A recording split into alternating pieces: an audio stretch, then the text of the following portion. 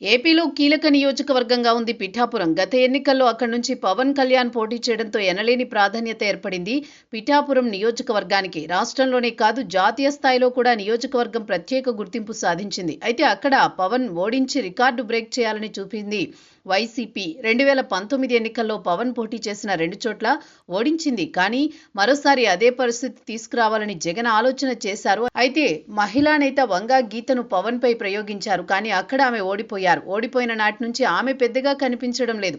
అలా అని వేరే పార్టీలో చేరడం లేదు. వైసీపీలో క్రియాశీలం కావడం లేదు. ఎన్నికల ఫలితాల తర్వాత ఆమె జనసేనలో చేరుతారనే ప్రచారం నడిచింది. దానికి కారణం లేకపోలేదు. ఎన్నికల ప్రచారంలో పవన్ ఫలితాల తర్వాత వంగా గీత ఖచ్చితంగా జనసేనలోకి వస్తారని ఆకాంక్షించారు. అయితే నియోజకవర్గానికి పెద్దగా అందుబాటులో లేరు.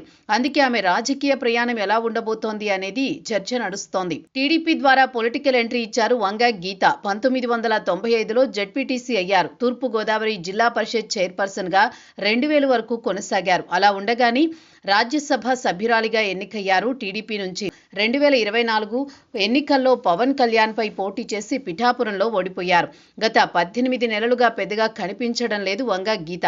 అక్కడ వైసీపీ వేరే నాయకత్వం కోసం అన్వేషిస్తున్నట్లు ప్రచారం నడుస్తోంది. అదే సమయంలో వంగా గీత సైతం తనకు ఫేమస్ జోన్ ఎంచుకున్నట్లు ప్రచారం నడుస్తోంది. వచ్చే ఎన్నికల్లో గెలిచే నియోజకవర్గం నుంచి బరిలోకి దిగాలని భావిస్తున్నట్టు సమాచారం.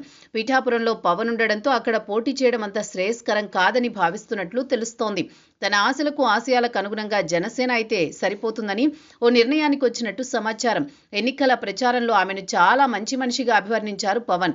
ఆమె సైతం పవన్ను తమ్ముడుగానే చూశారు. ఇప్పటికీ ఆమె చిరంజీవి కుటుంబంతో సన్నిహిత సంబంధాలు కొనసాగిస్తూ వచ్చారు. అందుకే ఆమె జనసేనలో చేరుతారనే ప్రచారం నడుస్తోంది.